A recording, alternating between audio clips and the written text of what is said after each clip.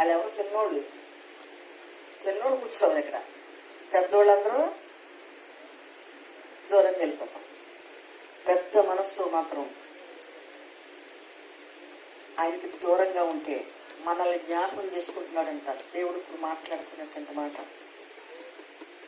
మనము మట్టి వారమైన ఆయన జ్ఞాపకం చేసుకుంటున్నాడు. నరుని ఆయువు గడ్డి వలె ఉన్నది, అడవి పువ్వు పూయినట్లు వాడు పూయను, దాని మీద గాలి వీచు కాదు లేకపోను, ఆ మీదట దాని చోటు దాని నిరుగదు.